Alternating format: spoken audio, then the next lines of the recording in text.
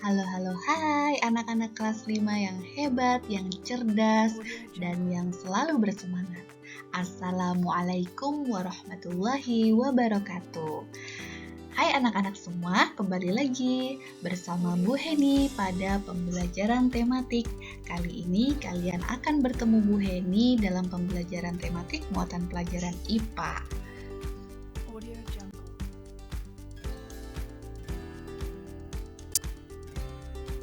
Bagaimana kabar kalian hari ini? Ibu harap semuanya dalam keadaan sehat, semangat, dan selalu dilindungi oleh Allah SWT. Sebelumnya, yuk kita berdoa terlebih dahulu supaya pembelajaran kita hari ini dapat berjalan dengan lancar dan kalian dapat memahami materi dengan baik. Berdoa dimulai. Bismillahirrahmanirrahim. Rabbi zidni ilman warzuqni fahman. Rabbi shrahli sadri wa yassirli amri wahlul 'uqdatam min lisani yafqahu qawli. Amin ya rabbal alamin. Nah anak-anak, alhamdulillah kita telah berdoa dan selanjutnya kita akan lanjutkan untuk pembelajaran kita hari ini. Semangat ya!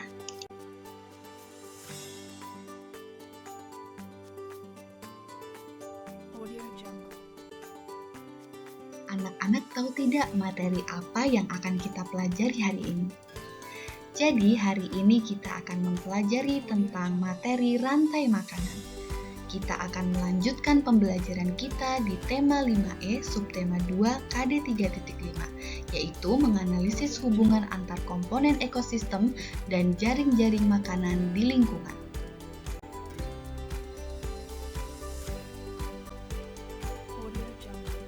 Anak-anak masih ingat apa itu ekosistem? Ya, ekosistem adalah interaksi antar makhluk hidup atau komponen biotik dengan faktor fisik lingkungan atau komponen abiotik. Hutan memiliki peran fungsi yang sangat penting bagi seluruh makhluk hidup karena menyediakan udara dan oksigen yang dibutuhkan manusia, hewan, dan tumbuhan. Bukan itu saja, hutan juga merupakan tempat tinggal dan menyediakan makanan yang dibutuhkan oleh hewan-hewan yang tinggal di sana. Namun, kini semakin berkurangnya ekosistem hutan di Indonesia karena rusaknya hutan akibat ulah manusia. Pohon-pohon di hutan banyak ditebang untuk diambil kayunya. Hutan juga banyak berubah fungsi menjadi lahan perkebunan atau pemukiman penduduk. Jika pepohonan dan tumbuhan di hutan berkurang, tentu saja makanan hewan-hewan di hutan juga berkurang. Berkurangnya ketersediaan makanan tersebut membuat rantai makanan yang ada pada ekosistem di hutan menjadi semakin rusak. Akibatnya, bila berlangsung terus, populasi satu jenis hewan dalam rantai makanan tersebut akan berkurang atau langka, bahkan dapat punah. Jadi, untuk menyelamatkan populasi hewan-hewan tersebut, kita harus menjaga habitatnya atau tempat hidupnya. Untuk itu, hindari penebangan pohon secara liar dan adakan kembali penghijauan di hutan. Dengan demikian, ekosistem senantiasa akan tetap terjaga. Dalam sebuah ekosistem, terdapat suatu hubungan yang biasa disebut dengan rantai makanan. Apa itu rantai makanan?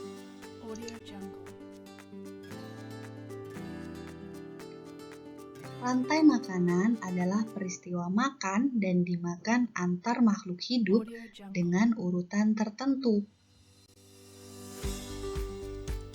Rantai makanan merupakan bagian dari jaring-jaring makanan, di mana rantai makanan bergerak secara linear dari produsen ke konsumen teratas. Nah, apa itu produsen dan konsumen? Mari kita simak penjelasan berikut ini.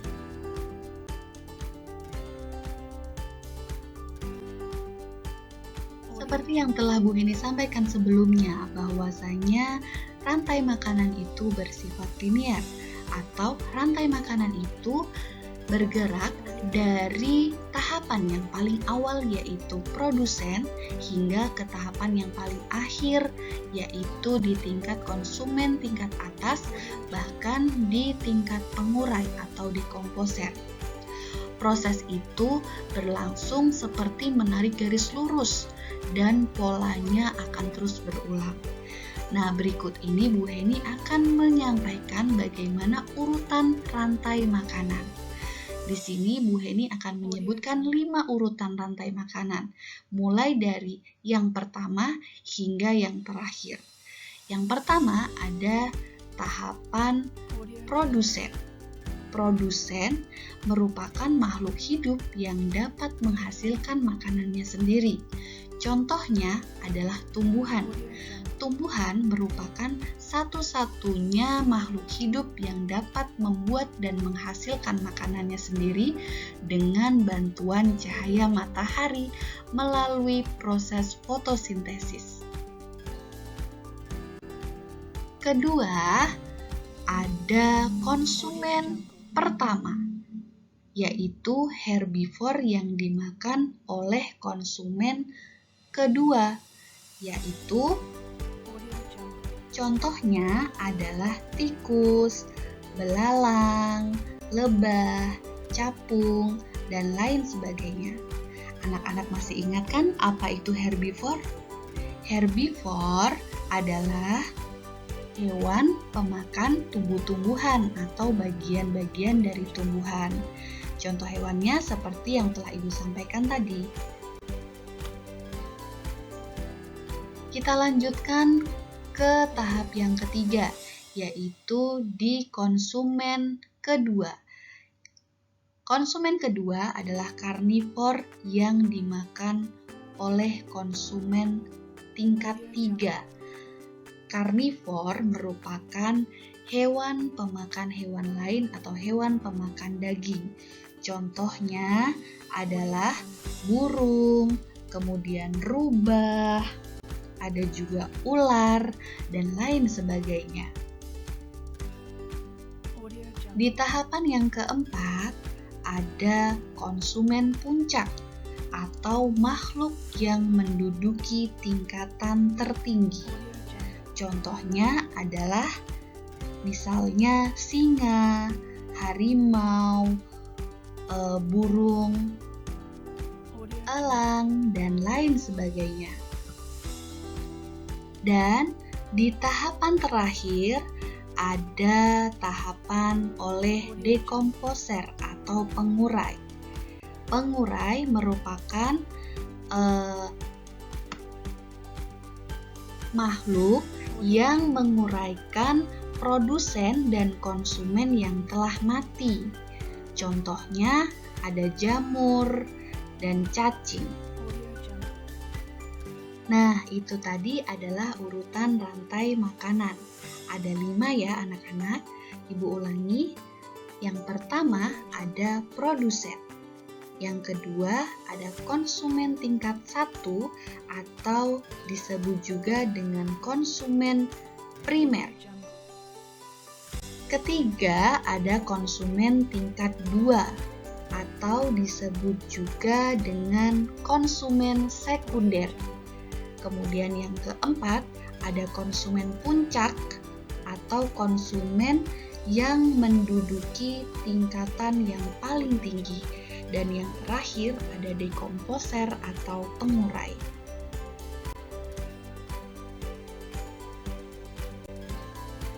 Baik anak-anak, selanjutnya Bu Heni akan menjelaskan bagaimana tingkatan makanan itu dalam sebuah rantai makanan. Tingkatan makanan dalam sebuah rantai makanan ditunjukkan dalam piramida rantai makanan, seperti pada gambar berikut ini. Coba kalian perhatikan di tingkatan yang paling dasar atau di paling bawah. Di sini ada tropik 1. Tropik bisa kalian sebut juga dengan tingkat atau tingkat yang pertama. Tingkat yang pertama diisi oleh berbagai macam tumbuhan. Seperti yang telah kita pelajari tadi, bahwa tumbuhan itu merupakan satu-satunya makhluk hidup yang dapat menghasilkan makanannya sendiri. Jadi, tumbuhan merupakan organisme yang paling banyak jumlahnya sehingga ditempatkan di dasar piramida dan disebut dengan produsen.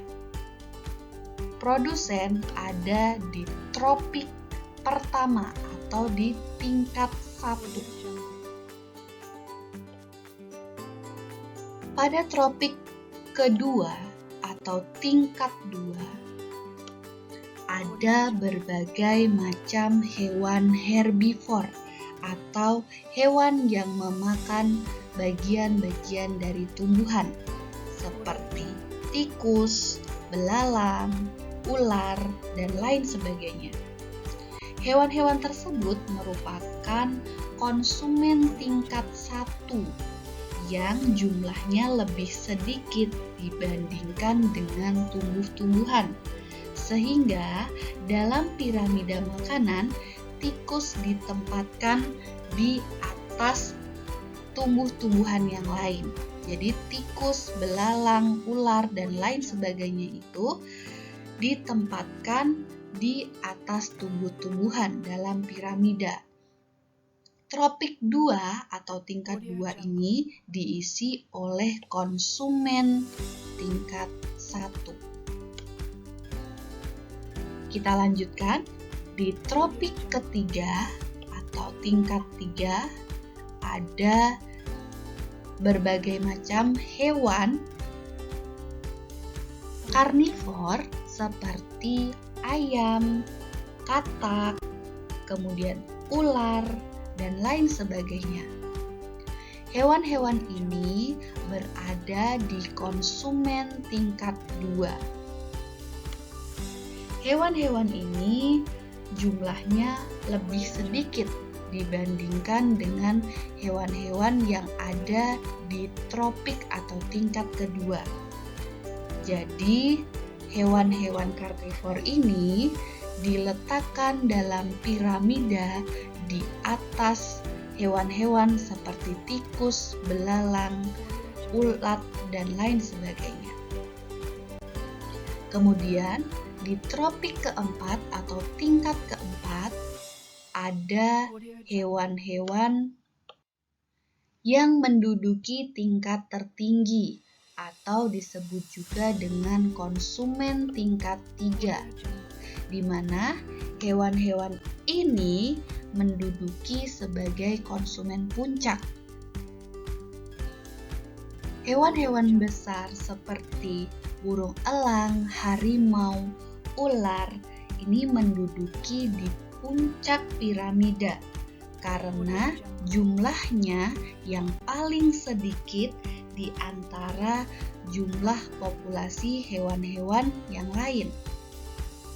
Nah, hewan-hewan ini adalah hewan-hewan yang menduduki piramida yang paling puncak, dan selanjutnya produsen dan konsumen yang telah mati akan diuraikan oleh bakteri pengurai atau dekomposer seperti jamur dan cacing menjadi zat-zat yang dibutuhkan oleh produsen dalam menghasilkan makanan.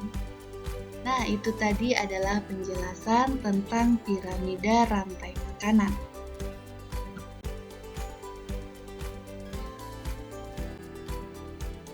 Nah, anak-anak, sekarang Bu Heni akan memberikan contoh rantai makanan yang ada di sekitar kita. Disimak ya.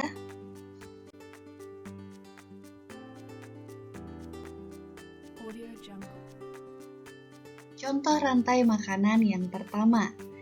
Oke, yang pertama ada di posisi sebagai produsen ada tanaman padi. Tanaman padi dimakan oleh belalang yang berperan sebagai konsumen pertama.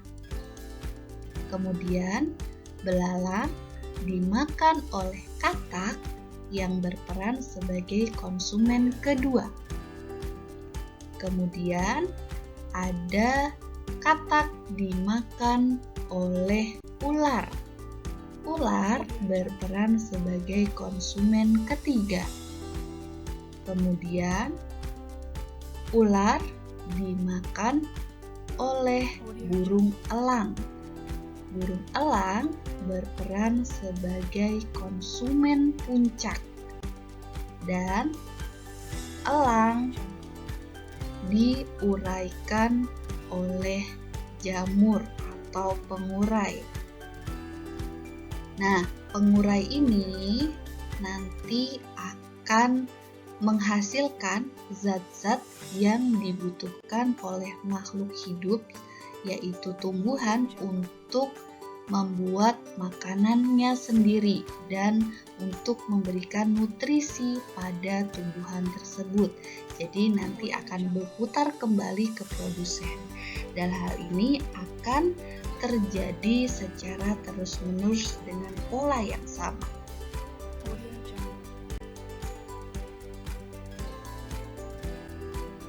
Contoh rantai makanan yang kedua.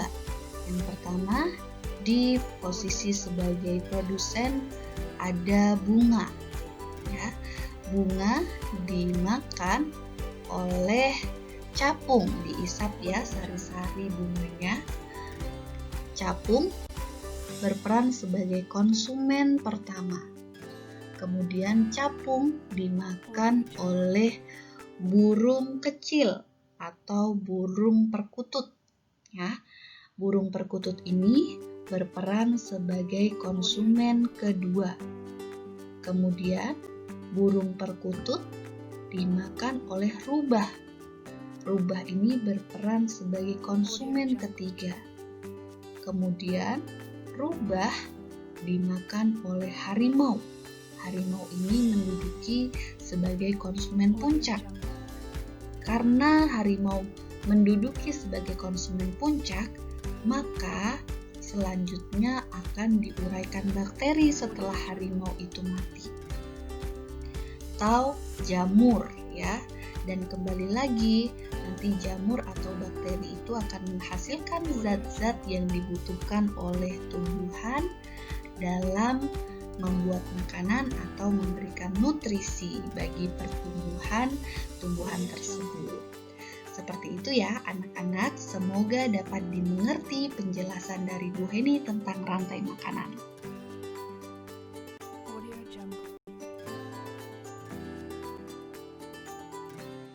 Baik anak-anak, alhamdulillahirobbilalamin, materi kita hari ini telah selesai. Dan mudah-mudahan apa yang Ibu sampaikan hari ini dapat bermanfaat dan dapat kalian pahami dengan baik. Sampai bertemu lagi di video pembelajaran berikutnya. Tetap jaga kesehatan dan semoga kita selalu dalam lindungan Allah. Billahi taufiq wal hidayah. Wassalamualaikum warahmatullahi wabarakatuh.